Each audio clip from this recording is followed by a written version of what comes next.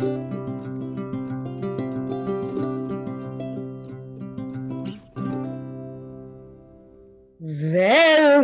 to the Hearties hotline. I am Cammy, the Hoot Hearty. Hey everybody, I'm Sarah. I'm the Hawkeye Hardy, and we are here today to talk about something a little different.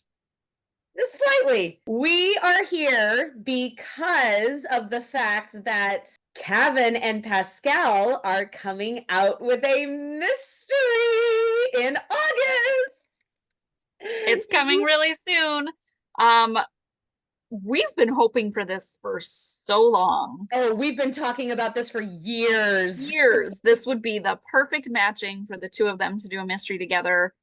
They could play it either way, with either one of them being like the detective and the other one being the more civilian character. So excited to get to see it play out. But today we want to talk just all about mysteries. The top episodes of some of our favorite mystery series on Hallmark. And we even have some honorable mentions that are the standalones. So some standalones that really stood out to us. Now, mind you, when we are recording this, the Canine Mystery has not come out yet. So that did not make it into the list because it has not aired. And several others did not make it into the list just for time constraints. We like the mysteries. They're enjoyable, right? I mean, I've got a hat. I have a trench coat. Clearly, I'm a mystery buff. But we are going to highlight just a few things for you. We're going to try really carefully not to give any big spoilers, because mysteries, especially spoilers, can kind of ruin the movie. And well, we might even have a few When Calls the Heart connections to mention. Just a couple. Let's start with our honorable mentions. We probably should point out that once again, we collaborated and said, okay, we both really like all of these. Okay, you take these ones, I'll take these, so that they're all getting mentioned. Yeah. That way we could cover a few more for you. Number one, I know we both love this, Francesca Quinn PI. Oh my gosh. The only reason this wasn't on my list is because it's on hers. Right. This one, what I tried to do with the things that I pulled out to talk about today was what are some really unique movies? Because if you watch Hallmark, you know that there's a formula that often goes on, and some movies can have similarities, right? And that's okay. We turn to Hallmark for predictability and comfort and dependability, and 9 times out of 10 that's what I want. But it's also really cool when there's something unexpected, and especially with a really unique plot or a different way of filming things, like Two Detectives. Okay, Francesca Quinn, both main characters are both in law enforcement. Okay, they're supposed to be investigating, so it's amazing, right? Yeah.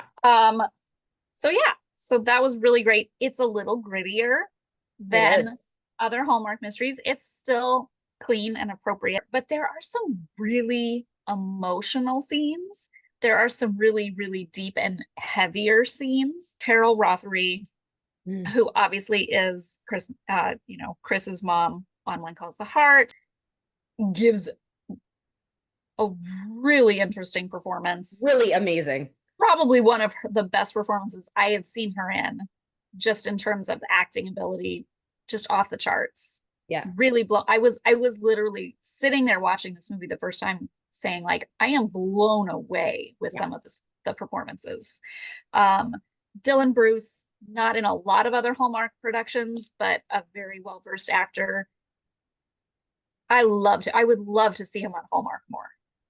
This was the first or second time that I had seen him on Hallmark since that older one, A Novel Romance, which is your basic rom-com. This is definitely not your basic rom-com. And when his face appeared on the screen, I went, oh, I have missed him so much. Yeah. And not only did he play a really great character, this is the one spoiler that I'm going to give because it says it at the very beginning of the movie. So it's Yeah. not Yeah. technically a spoiler. But they have a really, really great chemistry because they have known each other for most of their lives. They have known each other for most of their lives, but at the very beginning, it is said that Mallory's character Francesca lost her fiance. So you're wondering, wait a minute, what happened with these two? And they play off of each other so incredibly. It was thick. That Yes. that screen chemistry and that tension, it was thick. And I my eyes were glued to the screen. I loved it.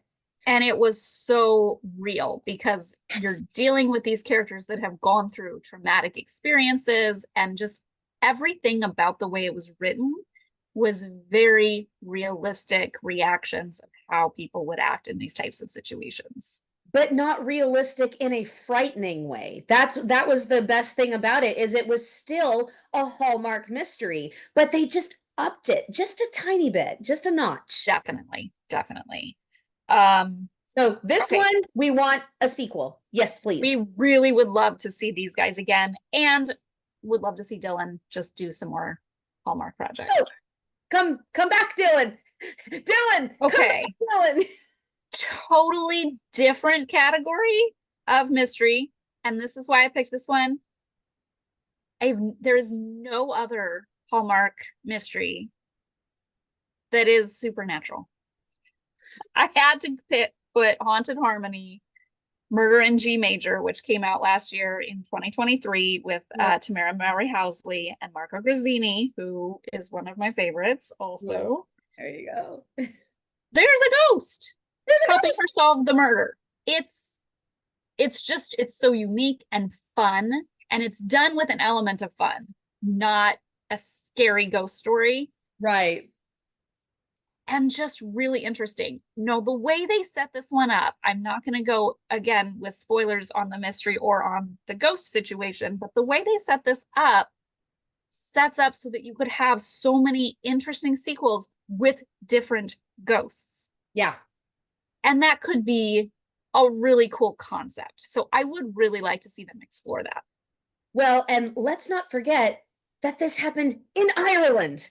It's another really unique point. Well, and it's kind of amazing. And let's not forget that Cammy over here is Irish, and I love Ireland. I so want to go there one day. I am mesmerized by the Irish accent and the greenery of the landscape and all of that. So, yes, please.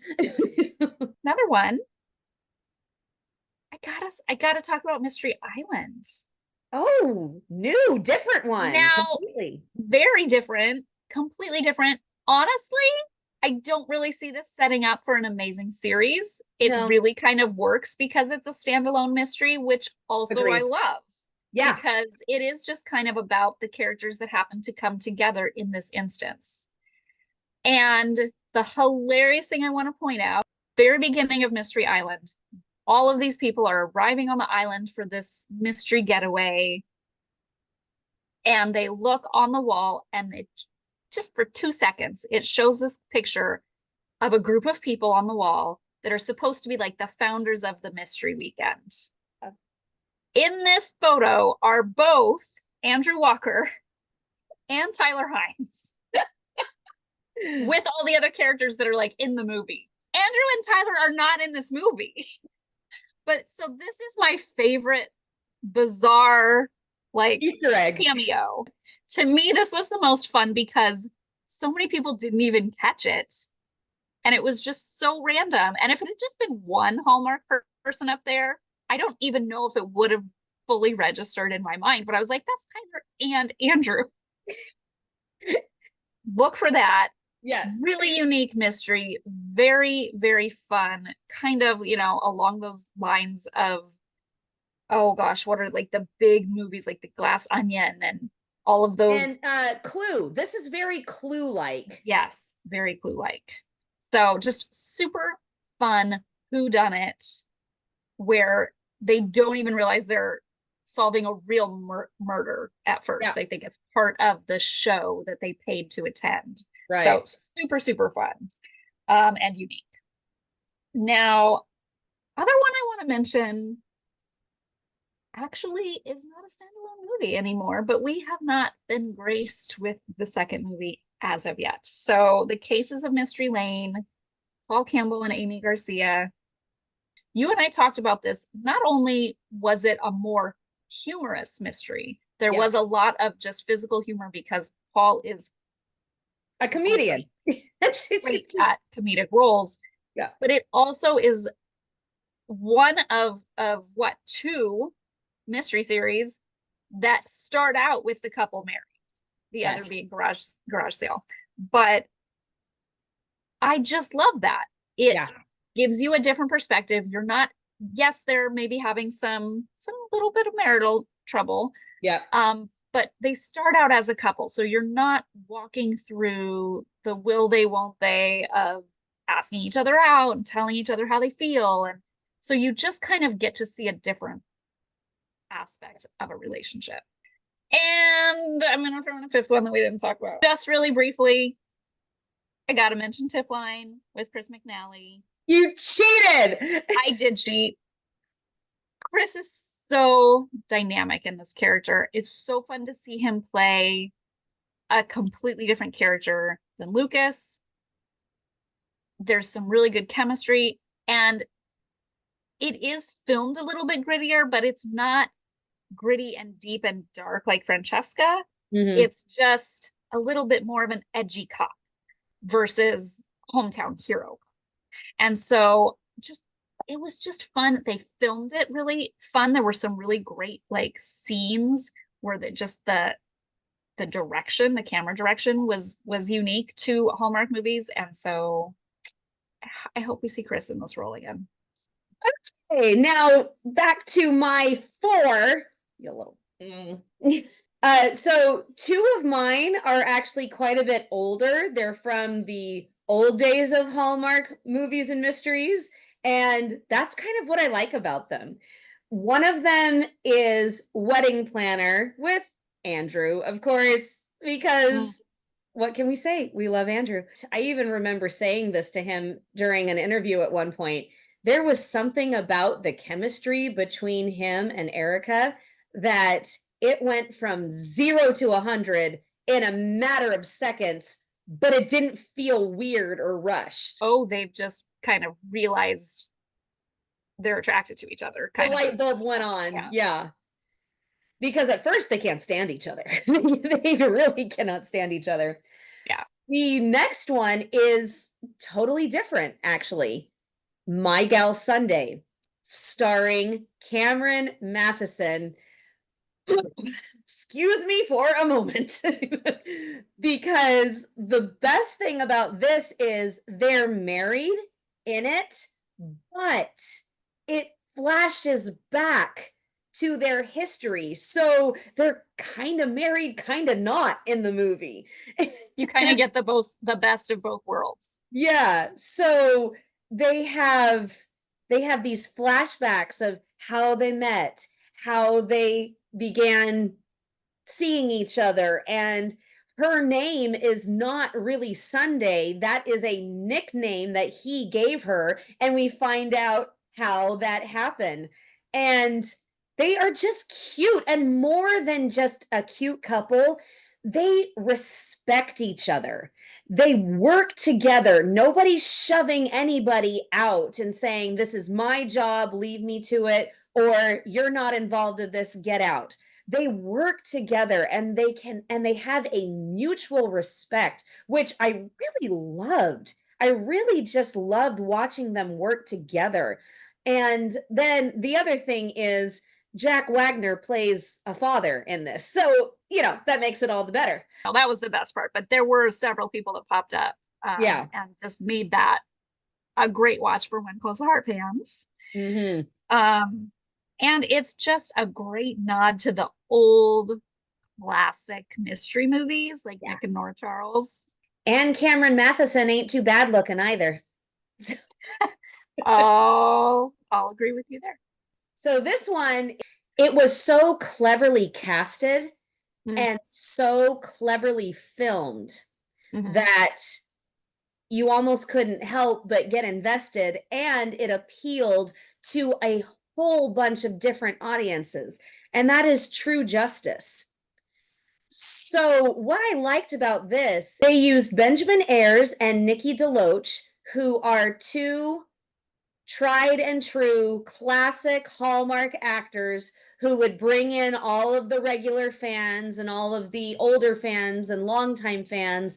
And then they had a group of about 6. They took a whole group of younger people who would attract the younger audiences and the more fast-paced mystery loving people. And then you pulled in the classic actors from Hallmark who have all of the longtime fans, and you put them all together and you've got a match made in heaven. Yeah. So it was brilliantly done. Well, and what I love is that it is almost like an ensemble piece. It is, because you've got multiple characters, multiple stories going on, all coming together, but really, yeah, bringing in different fan bases. I think that was a brilliant idea. So my last honorable mention, because I watched this one just this morning and I remembered just how much I loved it, Nikki and Nora. Sister Sleuths. Not only do I love it because Madison Smith, the great friend of the podcast, plays the love interest. Number 2, these two as sisters. It's so fun. Gosh. And you don't think about it when you see them separately, but when you see them together, heck yeah, they can be sisters. And the other fun part is they sold them as fraternal twins. So you didn't say, there's no way those two are twins. That's ridiculous, because they're fraternal, but they can totally pass as sisters, which is what fraternal twins are. So it just, yeah, it was brilliant. And the other thing that I really love about this is the twist at the end. I'm not going to say it, but oh my gosh. I have been watching Hallmark Mysteries for a long time. And even though I'm terrible at figuring out who it is some of the time, it always makes sense. It always makes sense who ends up being the murderer. And this time I just went, I will say this one still makes sense. Like, it's not unbelievable. No, but did not see it coming. Yeah, did not see it coming. Big surprise, good twist, and played beautifully on all parts. We have talked about wanting to do a sequel. Both Rhiannon and Hunter have just they would love to work together again. So really hoping someday that one comes true as well. This is one that I say, okay, not only do I want one, this needs one. This needs a continuing story. Absolutely. Yeah. And just so fun to have like the sisterly bond. Like, that was so different. Neither one of them really should be a detective, but they've kind of inherited this detective agency. And then there's this side mystery about their parents. Yeah. So that's the other thing. I want to know what happened to their parents. Yeah. Really, really great. Really, really great setup for a series. Okay, so now it's time for our favorite episodes of actual series. Now, one thing I want to mention about our first choice to start with, the rest of these are murder mysteries. This one is technically a mystery and it's shown on Hallmark Mystery, but it's more of a puzzle instead of a murder mystery. And I think it's only fitting that we start with this one because we're both Postables as well as Hearties and Sleuthers.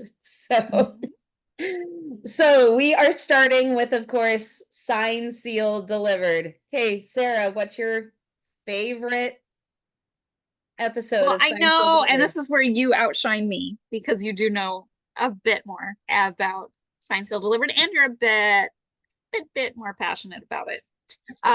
So I know I believe you have an episode and a movie to talk about.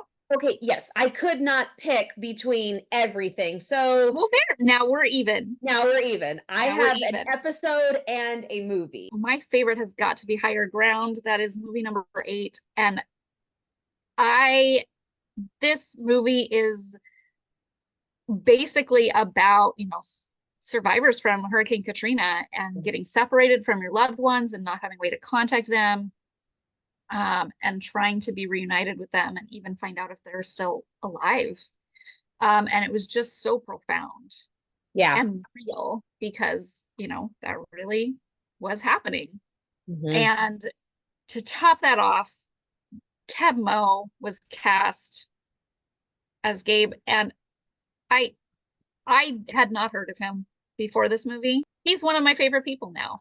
Um, I so when this movie came out in 2017, and so my kids were quite a bit younger. They loved his music. I would play his music for them at night for them to go to sleep. I would say, do you want some lullabies? And they'd be like, no, we want Kev Mo. Okay, Love so it. this really did kind of become a more integral part of our family life. Mhm. His music and everything. And then I love that he, made another appearance in a later movie, just Yes. briefly. Just wonderful person, and did a fabulous job as this character. Really brought him to life. Really made it the best movie in terms of outside of the main characters' Right. stories that were happening throughout the movies. Like there were other pieces to that story that I maybe would pull out as my favorite, but in terms of the mystery they were working on, this one just takes the cake for me. So, my favorite episode is To Whom It May Concern. That is episode number 2. So we have the pilot movie and then we have the season. There's one season of 10 episodes and then it continues with the movies.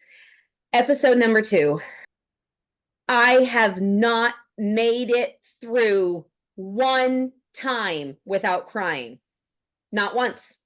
This is the story of when a girl from Afghanistan was rescued by an American soldier, and the lost letter is her trying to find him because she never knew his real name. She only called him Buzz. And gah, see, it's already happening. I don't think I've ever watched any Signed, Sealed, Delivered episode or movie without crying. Any of them, anytime. So for you to say this is the one, I'm like, I didn't really peg myself as more emotional than you, but these get me every time, every episode. I probably don't watch them as frequently as you do. See, that's what I'm wondering. Like, have you seen them as many times? Because they're not as many times, but I've rewatched them, all of them, multiple times. All of them every time get me at least teary. That, yes, I get emotional, I get teary, but no, I cry every single time. I can't keep it in, which is funny because with my favorite movie, I don't cry. The one that makes me cry, the movie, is The Impossible Dream. I have a standing tradition that I watch that every 4th of July because it's about an American soldier.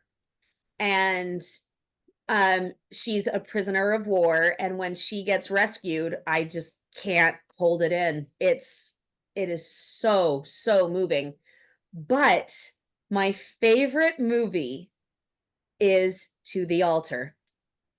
We call Martha the Master Weaver on Deliver Me a Podcast, and that one weaves the postable storyline and the letter storyline together so intricately, but it's not something that you expect. There's a twist in there.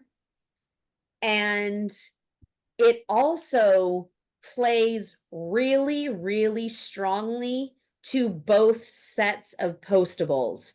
You have a really strong story with Norman and Rita, and you have a very strong story with Shane and Oliver. And so it's very equally balanced. And then you have the two storylines of the postables and the letter story weaving together, and it's beautiful. That is my favorite episode and my favorite movie of Signed, Sealed, Delivered. Next, Garage Sale Mysteries. Garage Sale Mysteries. Again, we mentioned earlier the first movie series that actually had a married couple, so it took the dynamic of the love story in a completely different direction. You still had some romances going on, like with her daughter, and her best friend.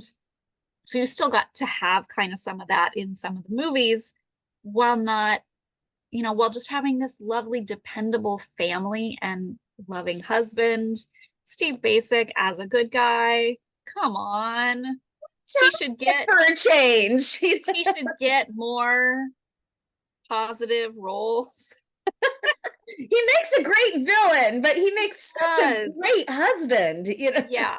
It was nice to see him in this other role. So for us, really, I gotta say, like, this one, obviously, chock full of When Calls the Heart actors. Because they had a ton of the same directors. Ton of the same directors. Everybody knew Lori, so everybody was coming over and guest starring. Yep. But even just as regular characters, Eva Bourne as her daughter, yep. Connor Stanhope as her son, Steve Basic as her husband, and Joanna Newmarch was like regularly. She's the wife of the detective that Lori always plays opposite of. Yeah, they were just these really good family friends. Which is the first kind of working relationship instead of romance that we see. Yeah. So just really, really awesome series. And it was just fun. Yeah. It was just really fun. My favorite, A Case of Murder, which was movie number 11 in the series. This came out in 2017, directed by Neil Fernley, of When Calls the Heart, who we just lost. And so many fun characters pop up. Preston Vanderslice, who played a Mountie on When Calls the Heart. Matthew Harrison was in this. Derek Hamilton was in this. So many fun faces. And the reason I'm going to pull this one out is I have a fun little side story, and I'm not going to tell you exactly what was said, but this was one of the first movies on Hallmark that I live tweeted with. Yes. Okay. I was learning Twitter, was learning how to do this, but I am on the West Coast. This one I was live tweeting on the West Coast feed 3 hours after the rest of the country had seen this movie. And so I tweeted Preston when he showed up on the screen. He was playing a security guard. So he's wearing a uniform. So I made some funny joke about this uniform versus the Mountie uniform. Now, I believe I'd maybe only ever gotten maybe one response from anyone I had ever tweeted. Preston replies to me and gives away the ending of the movie in his tweet. So she's upset and fangirling at the same time. It was so bizarre. I literally was like, you've got to be kidding me. You just gave away the ending. And B, oh my gosh. And B, you replied. That's so awesome. So I highly recommend that movie. I'll have to go back and like share it or something again. Yeah. Okay. What about you? For Garage Sale Mysteries, my favorite is number 2, All That Glitters. And one of the reasons is because Kavan is in this movie. And Marcus. I'm getting there. Yes. You know I love Charles. And Marcus. But one of the things that made me laugh the hardest is when all of the characters in this movie are outside and they're having a picnic, all of the adults. Now, this is before Connor Stanhope started playing her son, which is a crying shame because the kid has never appeared on When Calls the Heart. So if it had been Connor, then it would have been a When Calls the Heart love fest, you know. Yeah. But now Kavan has been on When Calls the Heart. The son. And he comes over and he's filthy. And he has been digging for buried treasure. You'll have to go watch the movie to find out why and how and all of that, because it's a really cute story, actually. But he comes over and he's filthy. And Kavan is the only one at the table who doesn't know him. And so he's being introduced. And the first words out of his mouth are, "I didn't know your son was a coal miner." Yeah, no, they did that one on purpose. That was hilarious. Too. They had to have done that one on purpose because I laughed so hard, and everybody but two people at the time were on What Calls the Heart. So hard. And so well, it was very early in When Calls the Heart years too. So coal mining was a much bigger part of the show back then too. So it was a much bigger reference. Like now it might not even seem as big of a reference, but yes. But then it definitely was. And then, yes, Marcus was in the beginning of the movie. He was not one of the adults at the table, but I always love looking at Marcus sans mustache and beard. So, you know, that won me over, having him at the beginning, clean shaven. Next. Aurora Teagarden. Aurora. Okay. Well, if anybody's met me. Oh gosh, here we go. If you've watched any of the things we've done, I'm a Niall Mater fan. Just a little bit. Just a lot. So definitely he would be my favorite Hallmark actor. And so now I loved Aurora Teagarden before he joined. It was a good solid movie series. He joined and it was like, oh, okay, here we go. I love this series because it actually is even better that they start out with her single. She dates a couple guys from a couple different movies. And then she had a steady boyfriend for several movies. Yannick Bisson. Who is amazing and loved his character as well. I did too. And then they broke up. He left the series to focus on his show. And they had her single for an episode dealing with that. It was very believable. It was really fun to follow a character through those trials and tribulations and finding themselves and kind of deciding what they wanted in life. She moved houses several times. That was a little unrealistic. She's always buying houses. And then to meet this guy and have an attraction, kind of work with him a little bit, and then kind of build up and then start dating. And just like, there's just such a lovely progression.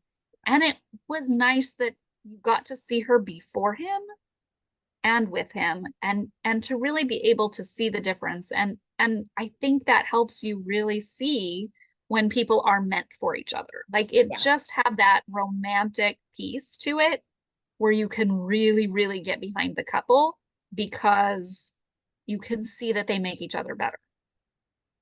And you won't be the least bit surprised about what her favorite episode is if you've ever listened to any of our episodes. So my second favorite Hallmark actor is Matthew McCall. There is one movie from Aurora Teagarden, number 14, called Reunited, and It Feels So Deadly. And Matthew comes on and plays her high school boyfriend, and they have the high school reunion. And this is shortly after Aurora and Nick get engaged. So there's a lot of playful banter with that anyway. Super fun. and then just getting to see the like, oh, and this is my old boyfriend, and I have his Letterman's jacket and all Okay. that. So Okay. fun.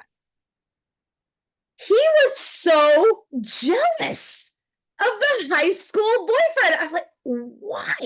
Why are you jealous of the high school boyfriend? Yes, he is the first boy that Aurora ever kissed. Okay, you're gonna be the last. So So for me, what I was seeing in that was more of how she was acting about him.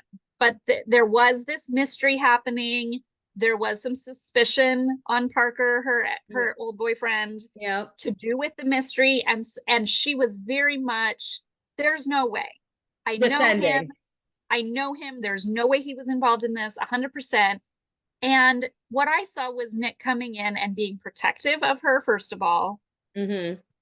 She's just, we just got engaged. I'm getting the love of my life. I don't want something to happen to her. And also just that outside perspective of like, well, I don't know this guy and it does look suspicious and I want you to be careful and I want you to be safe. But I love that you bring that up, because it is really funny that he's practically best friends with her other old boyfriend, Arthur. So that part of it is kind of funny, but I took it to more be the suspicion and like, I really need you to be safe. I saw it as complete and total jealousy of the high school boyfriend. I'm like, oh my gosh, is that how people normally act? I've gotten spoiled with my husband. And so let me take that back. So what I just said is what triggered the jealousy. I do think it was jealousy, but I think it was triggered based on the suspicion and the way she was not taking the suspicion seriously. But then I think that triggered the jealousy piece. Okay, that's fair. I just loved that overall, there weren't a lot of games between them throughout this series. They really it did kind of start out a little bit of like, I don't, not really saying how they felt about each other. It really was a pretty adult relationship without a lot of games and a lot of honesty.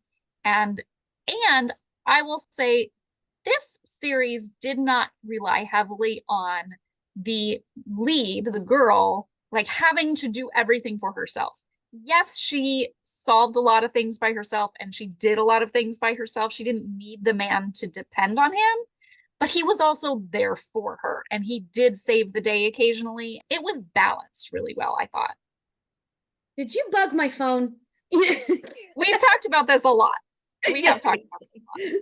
It's just been a while, because that's one of the things that I love about this series.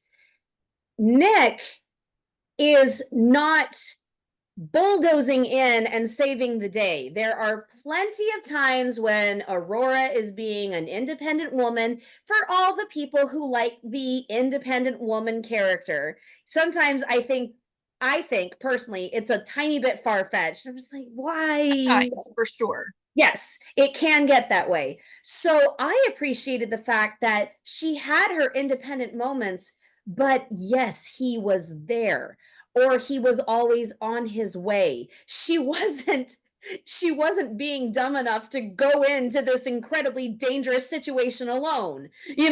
Sometimes she was. Sometimes but it was a good balance of her saving the day and him saving the day, and they really had a partnership. Yeah, and one of the things that I love is I have this very distinct image in my mind of him neutralizing the bad guy, and the cops arrive. He immediately turns around and just picks her up. Yes. And, oh, you're okay. And I was just like, man, that's perfect.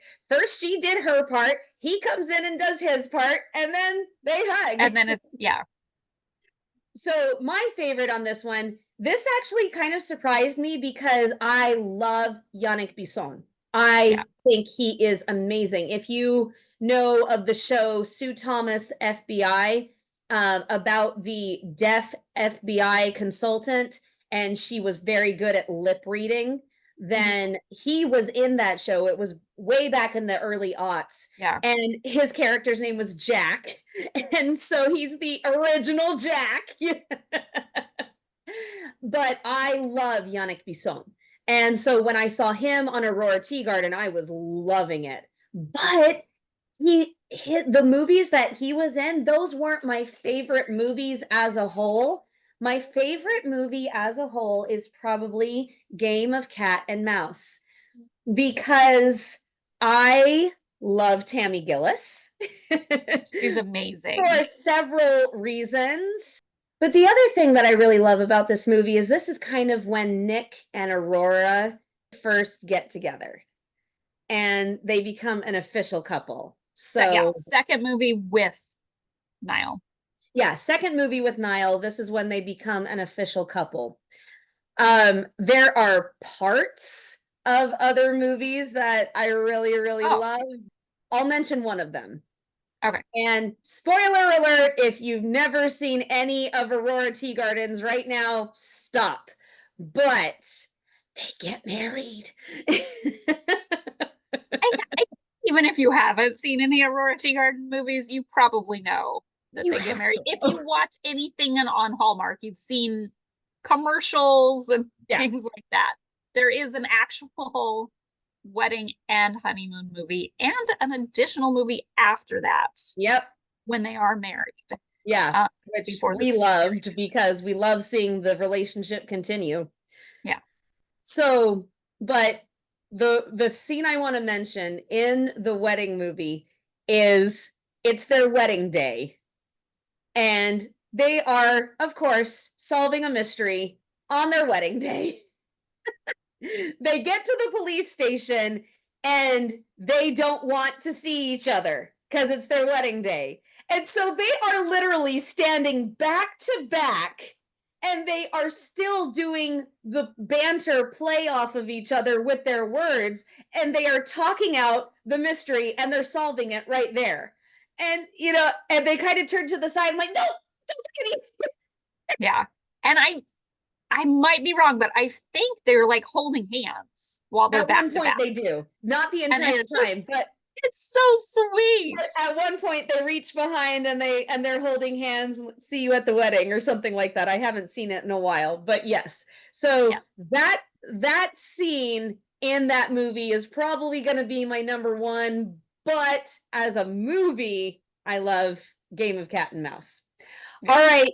You brought him up, so we have to do Haley Dean next. Okay. This is the biggest one for me. So, you guys, Haley Dean is amazing. If you are going to watch one movie series as a whole, please have it be Haley Dean.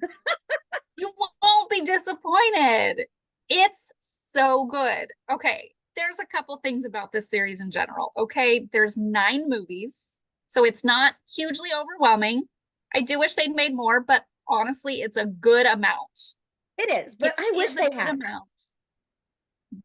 There's definitely places I would have liked to have seen it go, but as a whole, it is a good arc. What I love is they made these movies in 3s. The first 3 movies, kind of standalone movies, but had kind of this background story. Haley is retired from her position with the DA's office, so she has a reason to be investigating things. She knows people at the DA's office. She has investigators that she's worked with. She's still friends with everybody and still kind of consults with people. And also is a psychiatrist now and kind of finds things out through her practice as well. Yeah. Here's what's different about this. The love interest is not the other lead character. He's kind of number 3 in the call sheet, probably. He's not the other investigator. Let's put it that way. Well, and yeah, so we all know Viv Leacock from When Calls the Heart, Joseph Canfield. This is his other big role on Hallmark. This is what I first saw him in. Absolutely. This has, he starred in all 9 of these movies. And he is an investigator and is Haley's best friend.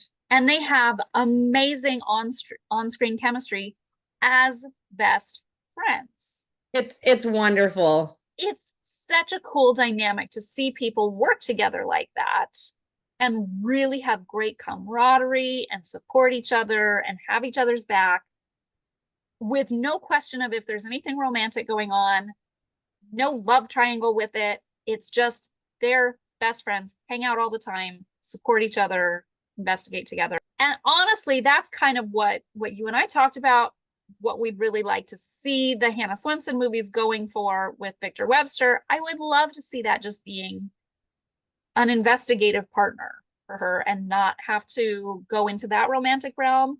We still have Gabriel Hogan on the show. That could, you just go back to that romance. We don't need to make it complicated. It worked on Haley Dean. So Haley Dean, you've got the wonderful Matthew McCall as Jonas. He's the medical examiner. He wears a white coat. He's got all the doctor experience. Come on, people. He's got great hair.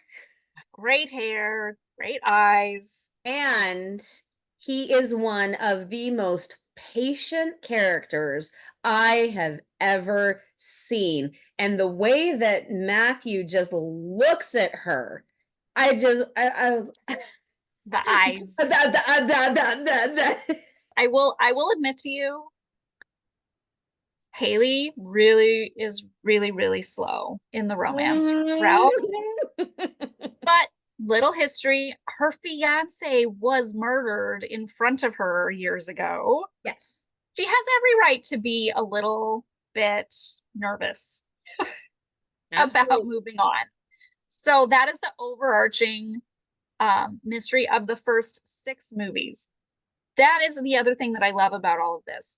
They solve the overarching mystery. It takes a long time, but they do solve it. They get closure for her, and then you get to see her moving past that for another 3 movies. Yeah. And that's just so wonderful, because a lot of times you don't always get that closure, or you get that closure right at the very end of the last movie, and then you don't get to see how they can grow beyond that. That really was holding her back. It was really troublesome for her, and she really became,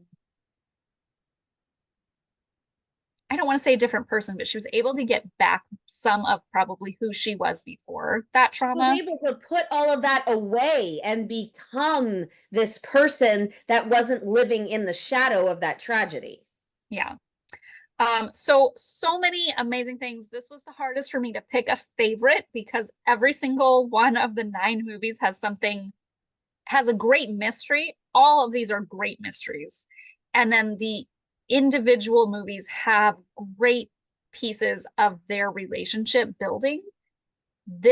He is the best Hallmark boyfriend, I think, that exists. They are so honest with each other. He's a widower. She had her fiance die. They come to the first movie. They talk about this history that they both have, and the trauma they've been through, and the pain they've been through. That's one thing that I really loved, is they had him lose somebody, but in a different way. He lost his wife to breast cancer. So he still lost somebody, but it was in a different way. So he didn't understand everything she was going through, but he understood enough. And he was married to this woman for years. 10 years. Yeah. And the other thing, I just have to say this really quickly, in the pilot, when they divulge to each other that they have lost their significant others, it just kind of comes up casually in conversation with him, and he a little reluctantly and sadly admits that he lost his wife to breast cancer.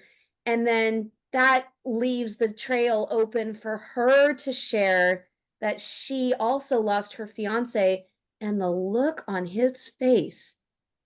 And the first thing that he asks was, what was his name?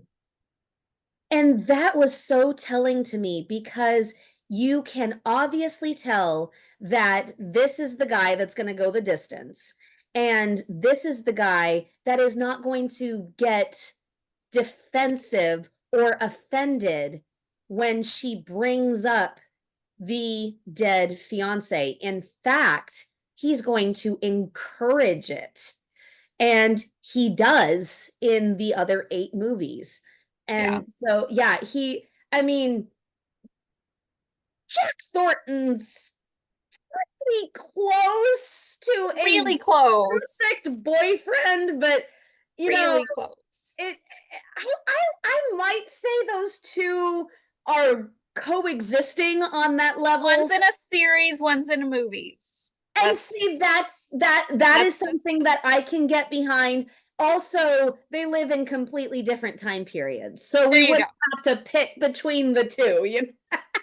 Exactly.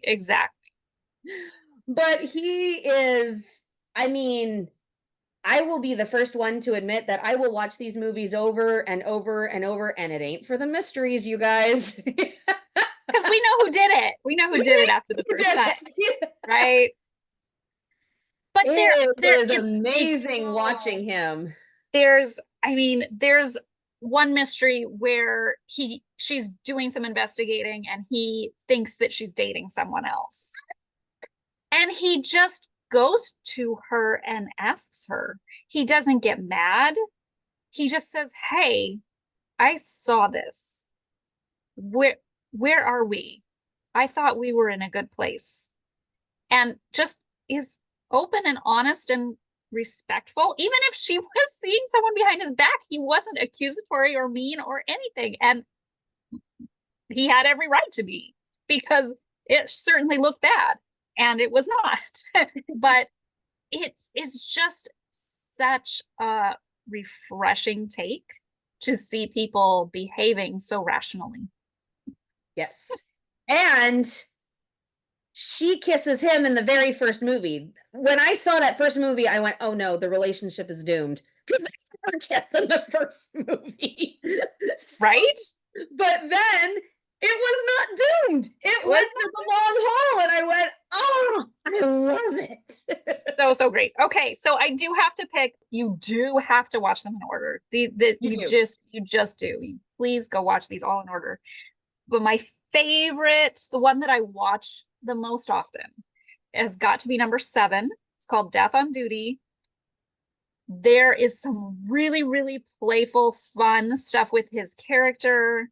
He's doing a photo shoot for a calendar, for a fundraiser for the hospital, of the calendar of doctors. It's called Dashing Doctors. It's called Dashing Doctors, to raise money.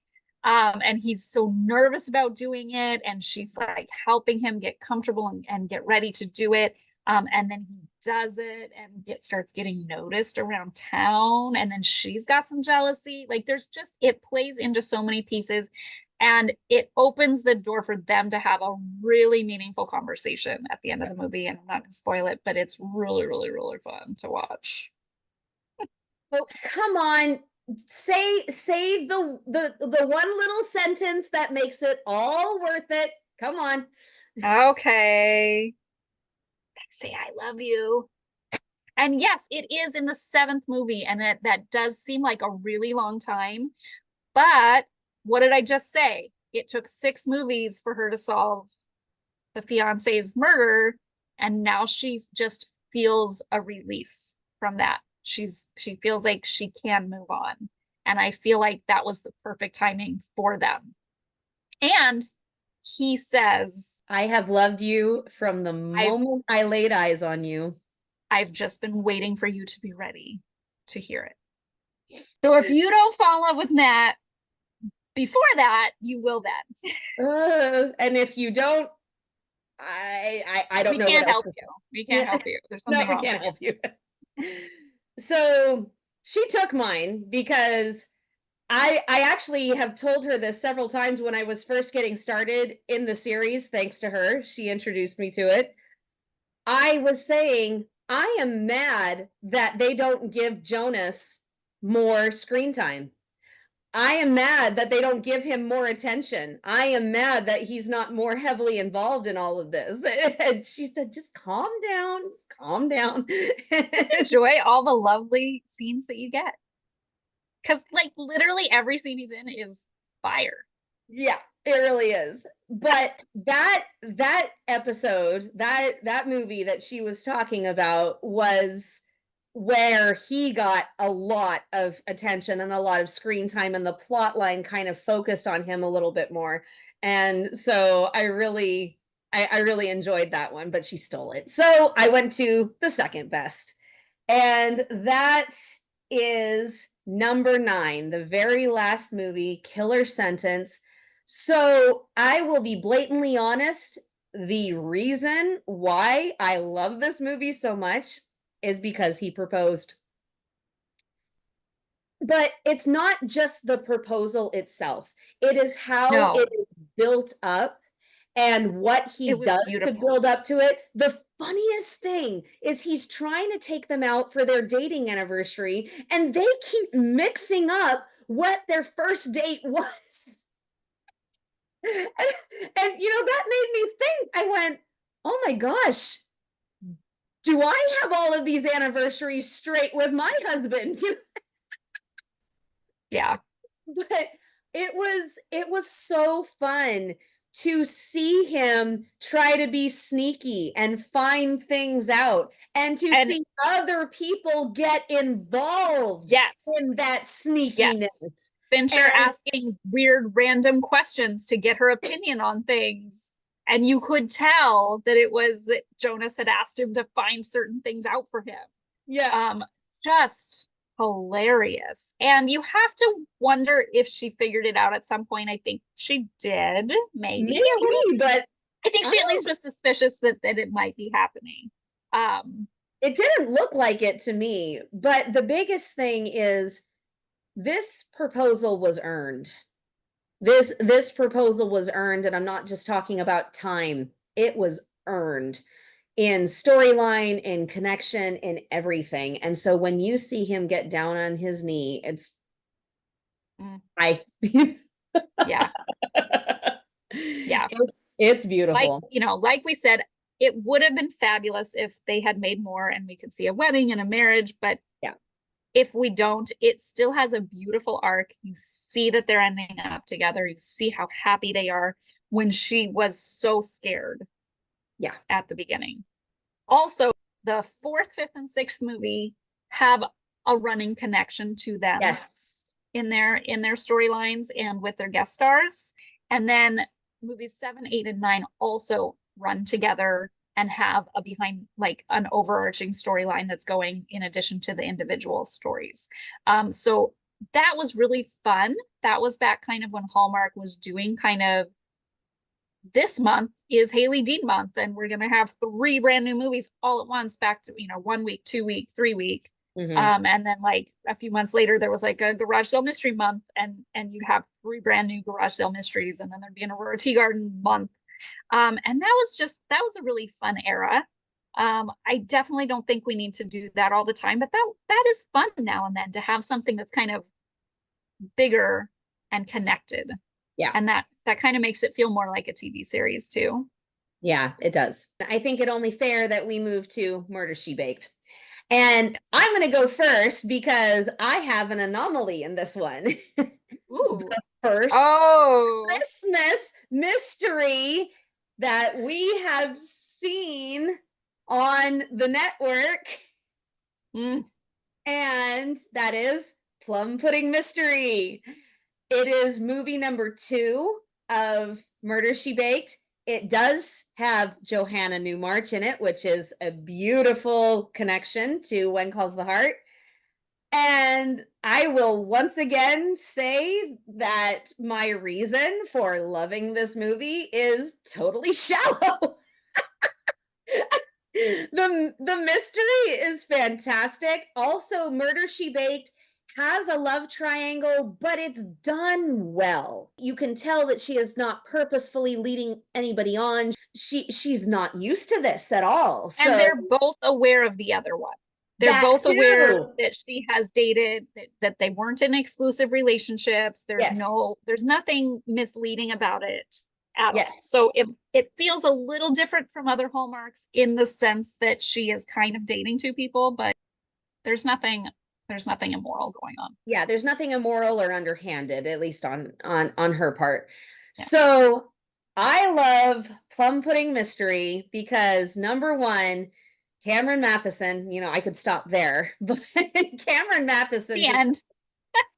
Cameron Matheson has this incredible gift for looking at anyone like the love of his life. Just I get lost in that man's ability to see anybody as the love of his life, and to see him fight for her. That doesn't you see more of the woman choosing. You don't see a whole lot of fighting for her. And so I really liked that because he fought for her and there were no bones about the fact that he liked her. But the biggest reason of all is there is a kiss. And you guys, it is a kiss. This would go in probably my top 10 kisses of Hallmark, is this kiss right here, because it's good. And I am nervous about the research we are going to have to do to round out that list. we'll do that list someday. This is going to take a while, even if we start today. No, it'll take a lot year of research. Because I'll have to rewatch all the movies and all the shows just to make sure I'm not missing one. Mine has got to be number 5, which is Just Desserts. It is the final of the once titled Murder, She Baked before they moved into the Hannah Swenson mysteries. The reason I'm picking this, so there's multiple reasons. David James Lewis is in it, which we just recently interviewed. Go back and watch that interview if you haven't seen it yet. But it is a great mystery. It's really compelling. There's so much fun going on. There's a competition, a cooking competition going on that she's judging. And so there's so much with that that's really fun. It's also the first one where she and Mike's character are officially an exclusive couple. They're seeing each other. The love triangle's over. Yeah. There's no aspect of that anymore. And you start to delve more into the characters, and specifically Cameron Matheson's character, Mike. You have known he was a widower the entire time, but you start hearing more about that history. Mm-hmm. There is a scene where he meets his late wife's sister for lunch and is talking to her about how hard it is for him to move on. Yeah. And that scene makes me cry. I have watched that movie a dozen times. That scene makes me cry. And it is so touching. They just communicate at the end. This is one where there's some games going on, not intentional deception, but this series has games. They're not sure how they feel about each other, and they're not telling each other how they feel about each other. And it is a little bit more of the back and forth. And in the end of this movie, they are honest and open and tell each other exactly how they feel and what they want out of life and from each other and what they want to try. And they know that it's not a guarantee, but let's give it a try. And I kind of just wish that was it. So, well, it's the end of Murder, She Baked. So we'll just go with that. The end. All right, we're going to go to an older one now. Gourmet Detective. It's been a while for this one. So my favorite is number 4, Eat, Drink, and Be Buried. One reason is a very young, baby-faced Chris McNally is in this one, and it is so fun so hard. To watch him. He looks hard like to even recognize person. Him. Yeah, clean shaven, and yeah. He looks like a completely different person because he has no beard, and he's just so recognizable with that beard. And so it took me a second to figure out who it was, but I loved watching him do some earlier work, you know, before he became Lucas and before Yeah. he became a Hallmark leading man. And then this is also, I tell you, I have a thing for the continuing relationships. This is the first movie where the gourmet chef and the detective, she's a female detective, by the way, which is kind of different. You have the female who is the detective, and you have the tag along who is the consultant and all of that, and he is the guy. And so this is the first movie when they are an official couple, and it's just cute. It's cute seeing them trying to find out more about each other, but they're not 100% comfortable in the relationship yet, so they don't know how far to go, but they're past all of the does she like me, does she not, So that's my Yeah. favorite gourmet detective. This series is great because, like you said, it is kind of a flip on the traditional Hallmark movie setup with Yep. having the consultant be the male lead, and you get to see a female detective, which just is fun, and she's a really good cop. Yeah, she's a good cop. The captain of the precinct is Maisie Hickam. So that's really fun for a When Calls the Heart connection. And her daughter, Maggie's daughter, is played by Ali Scofie, who was Becky, Becky. Cody's sister, Becky. And so there's these fun connections. The movie you picked too is the first one that shows Henry's character's dad, which is Bruce Boxleitner. And that's really, he's amazing. He's just an amazing actor. I've loved him forever. I got Cammy hooked on Scarecrow and Mrs. King from back in the day, which was my favorite mystery series as a child. Started watching it because of her. Which, by the way, side note, that is what I would all time love to see Kavan and Pascale do a remake of Scarecrow and Mrs. King. I just think they would be dynamite in roles like that. But back to Gourmet Detective, I went with number 3, Death Al Dente. I wouldn't really call it his ex, but there is a woman he's dated in this movie, which gives her a little bit of jealousy, and her ex-boyfriend comes back into the picture. He's a cop, and he's just recently transferred back into the area, and he's annoying as heck, and really gets Henry to kind of push through and try to make his feelings known. I know that they have officially said it's canceled for the last few years, and Dylan has said that they have not asked for any more. Dylan and his real life wife wrote these movies, which I think is a big bonus, is that he's able to write this character for himself in a really great way. And so it does come across very believable and fun. Yeah. This is one that I think really could come back very realistically someday. And I would really love to see that. Dylan Neal has been a favorite for years of mine. And so I would definitely like to see more of him as well. All right, next.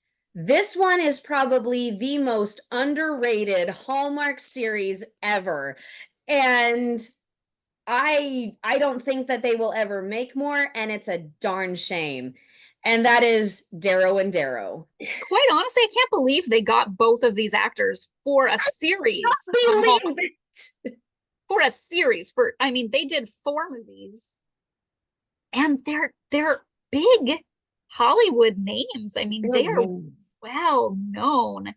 And so, I mean, she's been in some other Hallmark projects, so that's not crazy surprising. But she even said she didn't want to be signed on for a series because she likes being able to be home with her family. She likes having more flexibility in her schedule. She really didn't want to be committed long term to anything when this first movie was pitched, and that she was really reluctant. But so amazing. So glad that she did. We joked before. So it's Kimberly Williams Paisley, obviously from like Father of the Bride fame. Tom Cavanaugh, who has been in so many things. The Flash is the big Flash. The Flash is like probably his biggest, most well-known role, and my kids are watching that right now. So I'm just like blown away when I walked in the room and saw Kimberly Williams Paisley on the screen with him in the flash, because I know them together from Darrow and Darrow. But just amazing, amazing people. If you've never seen the show Ed and ever get the chance to see that with Tom Cavanaugh, it is not streaming anywhere. I'm so disappointed. Hope it is someday. He's just a brilliant actor. He's just Yeah. wonderful. Well, And and the thing that I probably love the most about this series, and you can do this with two pros. They pass it off so well, is the quick banter. It is fast paced. It is quick. It is witty. It is clever, and it's yeah. flirty. And they just, I mean, you have to rewind it to, what did they say? What was that? You know? Yeah. And, but it just So moves amazing. so past. You do not get bored. You do not get bored at all. Also, they're on an even playing field. They're both lawyers. And so they talk about the whole, we can't date because we're going to appear as opposing counsels one day. But there's also no bones about the fact that they're attracted to each other. And even though she's reluctant, he keeps it really light. He says, it's Tuesday. That means it's the weekly ask you out date. And she said, it's Wednesday. Oh, well, can't blame me for trying. It's fast and it's fun. And they do it so well, and it comes off so naturally. So that's why for my choice, I picked the pilot, because I had never seen anything like it before. And I was just in awe. I was in awe of the fast pace and the chemistry between these two, and how they were older, but it still made it work. I mean, I felt like I was watching a couple of kids flirting with each other, because they were playful, but they had all that history behind them. And the whole thing was just really well done. And so while I totally understand why they didn't make more and it wasn't the most popular mystery, it's a crying shame, because I love it and I dearly They wish that really we are could see all more. four amazing mysteries. I love, so she kind of small town practice. It was her dad's practice. Yeah. There's a whole group of amazing actors that portray the different lawyers in her firm. Yeah. There's stuff going on with them. They're helping her do investigations. And her mom is played by Wendy Malick, who's amazing. You have so much dynamic of the mother-daughter relationship that's going And on there. Sort of, grandmother, mother, daughter. yeah. And then her daughter is Lila Fitzgerald from When From Calls When the Calls Heart, the Heart. from season 1. And she's amazing. And there's so many different elements going on. And even though there are only 4 movies, like you said, even in the second movie, they're like going out on their first date. They're still taking it slow, but they're older and they're not playing games. Yeah. They're open and honest, and they are what they are, and they're gonna, and then, later on when they are opposing counsel, they like make this big fuss about, we have to do the right thing, we have to tell the judge, we have to explain so that we're being impartial and blah blah blah. And I think the judge was like, okay. I think you're right. Yeah. Can you be impartial? Okay, I'm okay with it. Thank you for telling me. So all that worry for nothing. Right. And it's very fun. And like you said, it is definitely the most underrated series. I went with the second one because it is their first date. The second movie is called In the Key of Murder. They go on their first date to a club or something where his sister is singing. So you get to meet his sister, kind of see a family dynamic there. And then his sister is accused of murder. Go figure. Hate it when that happens. It is so cute how much he loves her. It is so cute. So and sweet. He's a DA, so he can't defend her. So he asks Kimberly's character to defend her. Yeah. And she's never done a murder trial before. And so there's all these different dynamics, but it's so, so great to see them working together, and the playful banter. And bonus, Jeff Gustafson is songs in this movie from Signed, Sealed, Delivered. So that's also wonderful. And big shout out, the fourth movie also has Martin Cummins, our own Henry Gowan, and that is a treat to see him in another film as well. It's so funny because the second his name appeared on the screen, I went, he's the murderer.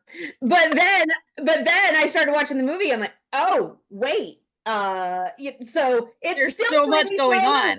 Yeah, it still threw me for a loop, even though I thought I knew.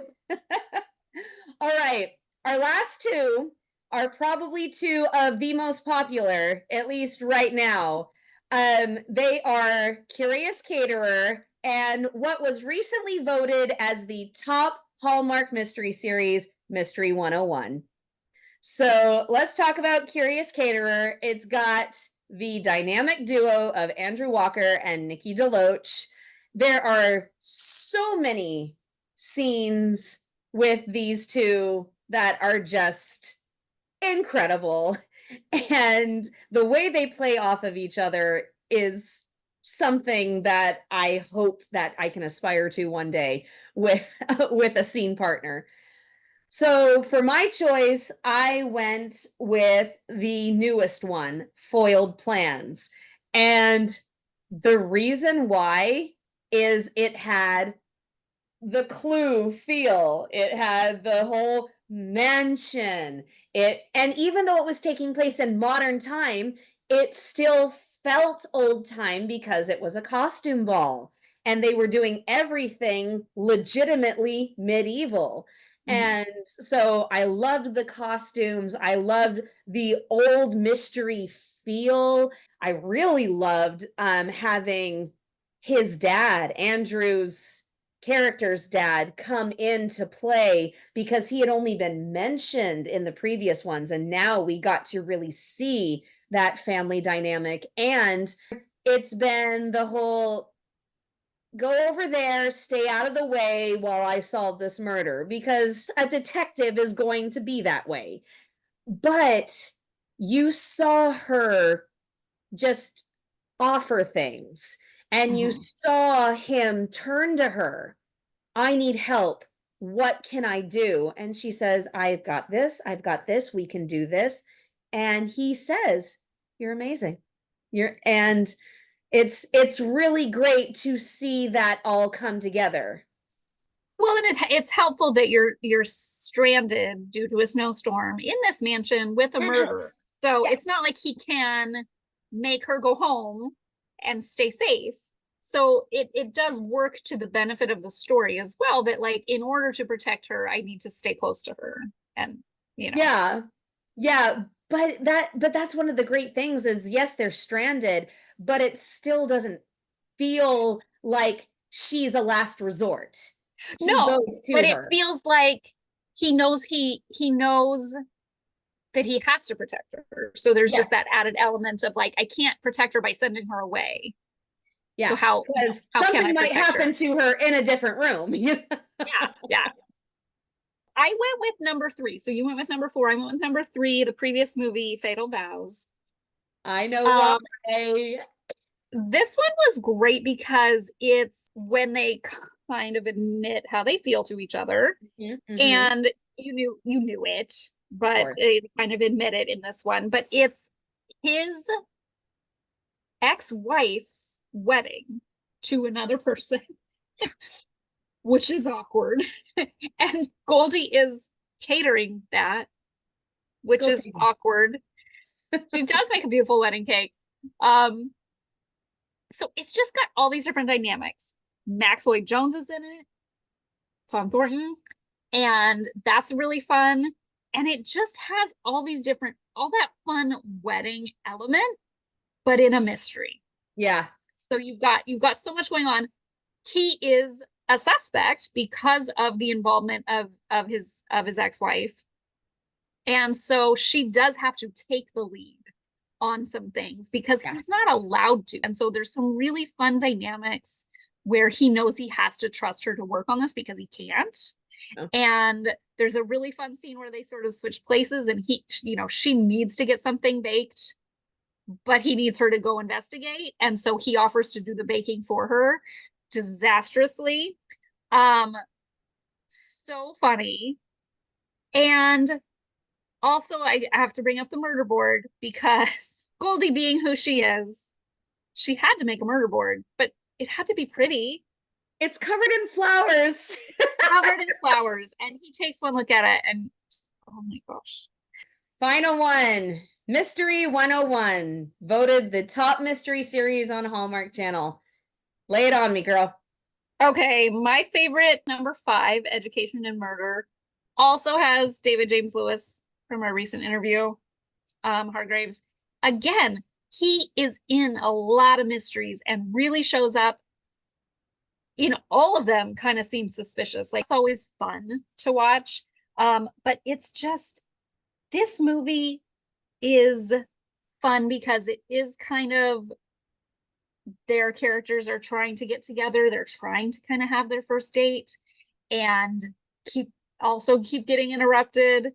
Like her father shows up, things like that happen. And so it's just really fun for their relationship to see like that it take a new dynamic after 5, after 4 other movies of the flirting, really see it kind of start to come to fruition. My favorite for Mystery 101 was going to be number 7, Deadly History, except for the last 10 seconds. The whole movie is fantastic. Just end it when it goes black. No, 11 months later. No. None of that. But I just love that scene because he is so adamant about getting out the words, I love you. It's beautiful. But I have to go with killer timing because number 1, it shows that he is not invincible. He gets hurt. This was something that I liked about the first movie is I think a lot of times the female protagonist is a little too tough and she's not as scared as she should be in a life or death situation. And that was one thing I really, really appreciated about Jill's performance in the first movie is she was terrified. She was so frightened. But also in Killer Timing, he is hurt. He is hurt by an explosion. And the saddest part is that they are walking towards each other to meet for dinner. And they're doing this phone flirting, which is, these two are such a dynamic duo as well. Christopher Polaha and Jill Wagner. I am so sad that we didn't get more of this series because they worked so well together. But just the way they're looking at each other and smiling and doing that, I see you. It's so sweet. And then this huge explosion happens and he is blown into the street and seriously hurt. Okay. Give me your kiss take. I mean, I didn't know whether to laugh or cry at this moment. But the fact that she rushes to him, she's screaming his name, she bends over him and is trying to make sure he's okay. He kind of barely comes to, and the first thing he does is try to kiss her. Oh my gosh. Yeah, I mean, you have to be thinking like he could think he's dying. Like, I mean, you've been through that. You don't know what's going on. And you're just like, oh, like, I don't, that's just amazing. It's such good writing. Well, and that he has the presence of mind. He doesn't remember this interaction later, but he wakes up slightly. He sees her. He recognizes her as this woman that he is falling in love with. And he reaches up and kisses her. And she, at first, she's so relieved that he's okay and he's kissing me. It's 3 emotions that happen, boom, boom, boom. And it's so fast, but Jill is so good that you see all of them. So first she's first she's relieved, and then she's totally into it. He's kissing me. And then she kind of shakes herself. No, no, no, no, no, no. You got to lay back. You got to stay still. We don't want anything else to happen to you. It was such a quiet moment with so much craziness and sirens going on. They have this sweet romantic moment in the midst of this horrible tragedy and traumatic event. And then, of course, she's the one that goes and picks him up from the hospital. And when they first see each other, yeah, he doesn't remember that interaction, but he knows that he came very close to dying. And the two of them just wrap each other in their arms and are just so glad to be able to hug. Yeah. All right. Well, that's it. Those are our favorite episodes of some of our favorite mysteries. And we hope that they help you get ready for the new mystery coming out on August 23rd. Yay! So excited. Bye, everybody. Bye.